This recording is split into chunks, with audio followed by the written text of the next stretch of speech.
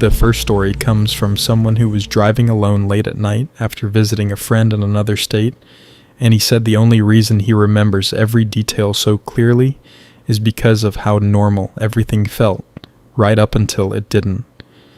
He left later than he planned, so most of the drive ended up happening somewhere between midnight and early morning. At first, it actually felt kind of relaxing. The roads were mostly empty, there was no traffic to deal with, and it felt like he could just focus on the drive without thinking about anything else.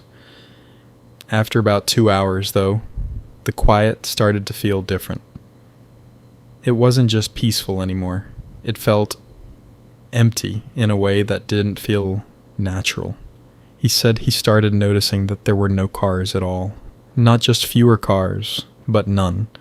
No headlights in the distance, nothing behind him, no signs of life anywhere. Just a long, dark road surrounded by trees that seemed to go on forever. That's when he first saw the car. It was parked on the side of the road up ahead, barely visible at first, but the closer he got, the more he noticed something was off about it. The hazard lights were on, but they weren't blinking in a normal rhythm. They flickered unevenly, like they were struggling to stay on. And standing just next to the car was a person. They weren't waving. They weren't pacing. They weren't doing anything at all. They were just standing there, facing the road, completely still. He said he slowed down slightly, just enough to get a better look, because part of him felt like he should stop and help, but the other part of him felt like something about the situation wasn't right. The car didn't look damaged. The person wasn't reacting to the headlights. And the longer he looked at them, the more it felt like they weren't waiting for help. They were waiting for someone. As he got closer, he said he had this strong feeling that he shouldn't stop. Not because of anything obvious, just instinct. So he kept driving, and as he passed them, he glanced over for just a second. And that's when everything changed. Because the person wasn't turning their head to look at him. They were already looking directly at him, like they had been watching him approach the entire time. He said there was something about their face that didn't look right, but he couldn't fully process it in that moment because he was already past them. He kept driving, trying to shake it off, telling himself it was probably just someone in shock or something like that, but after about 20 seconds he checked his rearview mirror, and what he saw didn't make sense. The person was still there. But now, they were standing in the middle of the road, not by the car, not walking, just there. He said there was no way they could have moved that fast. He had barely been gone for a few seconds. That's when he felt something drop in his chest. He didn't slow down. He didn't even consider stopping anymore. He just kept driving, a little faster now, trying not to look back again. But after about a minute, he checked the mirror again. Nothing. No person. No car. Just empty road. And somehow that felt worse, because now it didn't feel like they had been left behind. It felt like they had disappeared. About 40 minutes later, he saw a gas station. It was the first place he had seen in a long time, and he pulled in just to get out of the car for a bit and clear his head. The place was quiet, almost empty. Just one employee behind the counter. He grabbed a drink, walked up, and tried to act normal, but the whole time he couldn't stop thinking about what he had seen. Eventually, he mentioned it. Just casually, like it wasn't a big deal. Something like, "Hey, have you ever seen someone pulled over on that highway late at night?" The guy behind the counter paused, looked at him, and then asked, "Car with flickering hazards?" He said, "Yeah." And then the guy asked something that made everything worse. He said, "Standing by the driver's side, not moving." He nodded again, and the guy just sighed, like he already knew. Then he said, "You're the third person tonight." That's when he felt his stomach drop, but it didn't end there, because as he was leaving the gas station, he noticed something outside. Another car pulling in, hazard lights flickering, uneven, and as it rolled to a stop, he could already see someone standing next to it, completely still, facing the road, and this time he didn't need to get closer to know. They were already looking at him.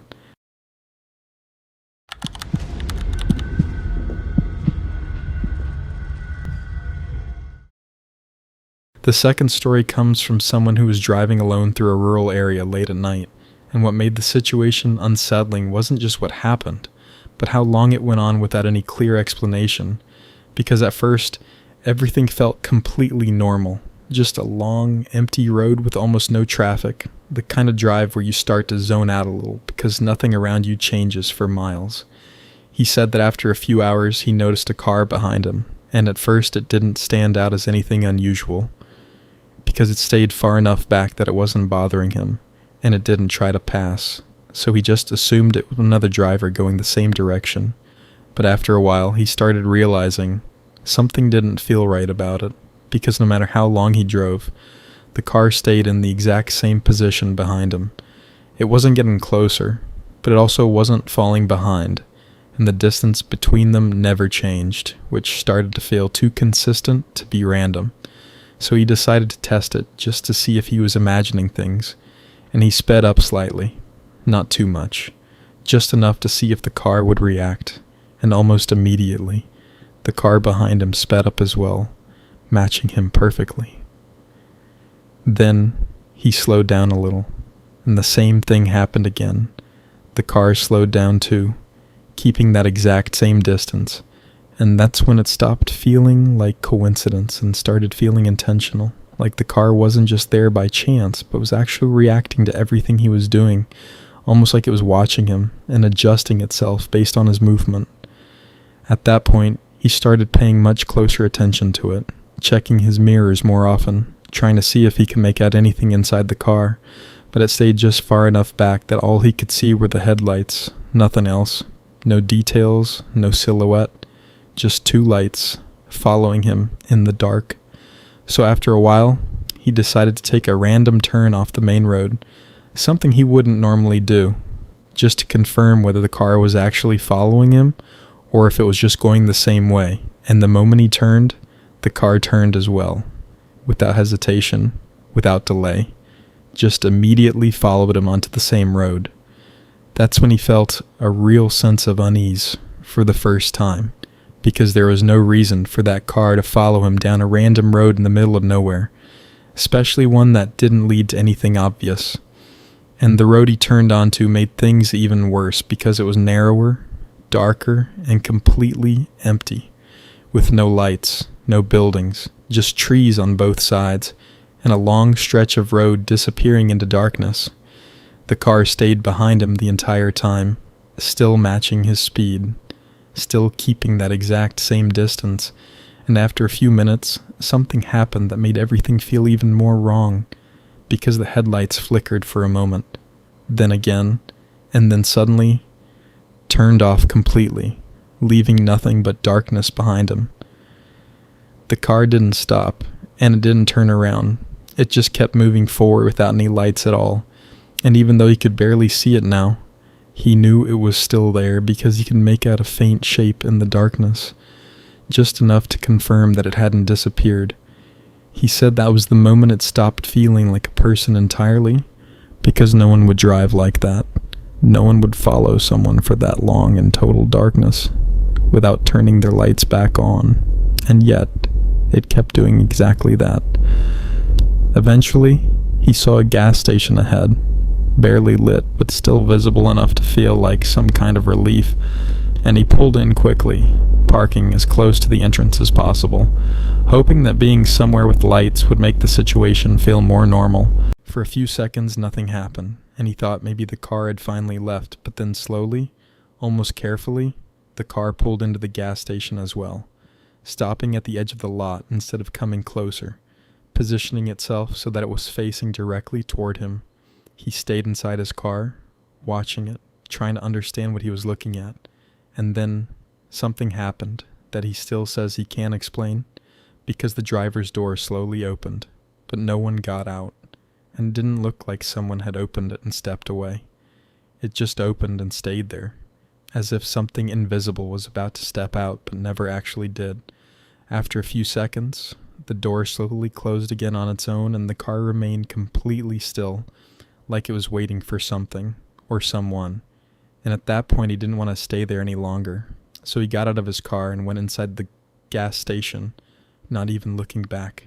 When he finally looked outside again a few minutes later, the car was gone, with no sound, no headlights, no sign that it had ever been there. But what stayed with him the most wasn't just what he saw that night, but the fact that later, when he checked the footage his phone had recorded during the drive, there was a faint reflection in the rear window that showed the car behind him, even during the moments when the headlights were off. And inside that reflection, there was something in the driver's seat, but it didn't look like a person.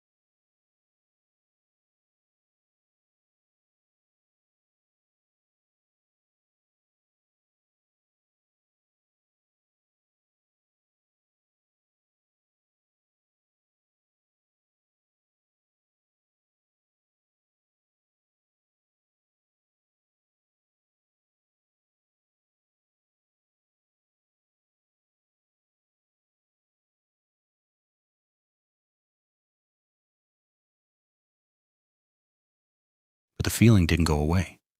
It felt like something was still standing there, watching, waiting.